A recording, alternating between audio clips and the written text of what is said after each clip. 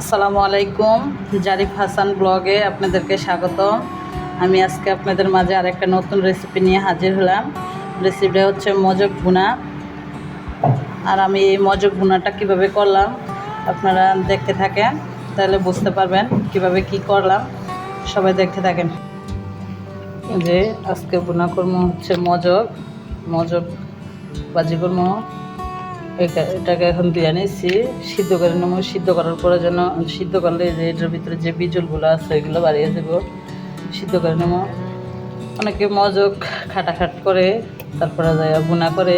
আমি সবসময় বুনাই করি, আমার তো বুনাটাই ভালো লাগে। আর মজক তো সচরাচর শহরে পাওয়া যায় না। ওরা পুরো অনেক দিন ধরে বলতে মানে প্রায় 5-6 মাসের থেকে বেশি বলতেছে যে মজক আনার জন্য। অনেক দিন ধরে মজক খায় না। ওরা লোকেরা বলে রাখছিল যে লোকে গরু গোস্ত বিক্রি করে, উনি কালকে বসায় রেখে তারপরে মজা কাইনা দিয়েছে।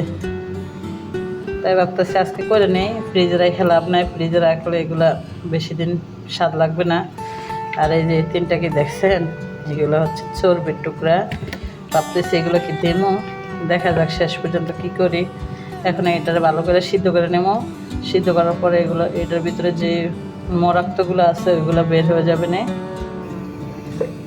এই যে পানি বসাই দিলাম, এখন এই কড়াইতে দিয়ে দেবো, সিদ্ধ হইতে থাক ভালো মতো। এটা দেখেন সিদ্ধ করার পরে এগুলো থেকে কেমন ময়লাগুলো বাঁধিছে। এখন আমি এটা নামিয়ে আবার ভালো করে দিয়ে দেবো, ভালো করে পানি দিয়ে আবার দিয়ে নেব। ঠান্ডা পানি দিয়ে নিতেছি। দেখেন সিদ্ধ করার পরে কালারটা পুরাই চেঞ্জ হয়ে গেছে। এটা এখন আমি ঠান্ডা খাওয়ার পরে ব্লেন্ডার করে নেব। যেটা ব্লেন্ডার করে নেব, ব্লেন্ডার জারে দিয়ে দিলাম। যে দেখেন ব্লেন্ডার করে নিছি। কড়াই বসাই দিলাম, এখন দিয়ে দেবো তেল, কিছু গরম মশলা দিয়ে দেবো। আর নিচে বাড়িওয়ালার না অনেক কাজ করতেছে, টাইসের কাজ, ঘষা বেশি, প্রচুর আওয়াজ। আপনারা হয়তো আওয়াজ শুনবেন, আওয়াজটা কিছু মনে করবেন না। এখন পেঁয়াজগুলো দিয়ে দেবো। পেঁয়াজগুলো দিয়ে দিলাম। এখন পেঁয়াজগুলো ভেজে নেব ব্রাউন কালার আসা পর্যন্ত। কিছু কাঁচামরিচ ফালি দিয়ে দিলাম। আমি কিন্তু মজক সবসময় এভাবে ভুনা করি। এক জেলা হয়তো এক একভাবে করে, কে কীভাবে করেন অবশ্যই কমেন্ট করে জানাবেন। আর আমার ভিডিওগুলো যদি ভালো লাগে বেশি বেশি করে শেয়ার করবেন, একটা কমেন্ট করবেন আর একটা লাইক করবেন। ভিডিওটা ভালো লাগলে সাবস্ক্রাইব করবেন, সাবস্ক্রাইব করে আমার পাশে থাকবেন। যেহেতু মজকগুলো ভুনা করবো, পেঁয়াজগুলো আর ভাজা করবো না। এখন সবগুলো মশলা দিয়ে দেবো। আর আমি একটা বাটিতে মশলা নিয়ে নিছি। এই যে আদা রসুন, হলুদের গুঁড়া, মরিচের গুঁড়া, ধনিয়ার গুঁড়া, গরম মশলার গুঁড়া, জিরার গুঁড়া আর লবণ আর সামান্য একটু টেস্টের সল্ট। এখন এগুলো সবগুলো দিয়ে দেবো। দিয়া একটু পানি দিয়া কষাই নেব। পানি দিয়ে দিলাম। আর যেহেতু শীতকাল, টমেটোর সিজন, একটা টমেটো দেবো।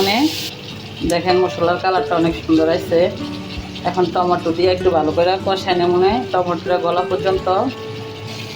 ওই যে মশলা কষানো হয়ে গেছে, এখন মজকগুলো দিয়ে দেবো।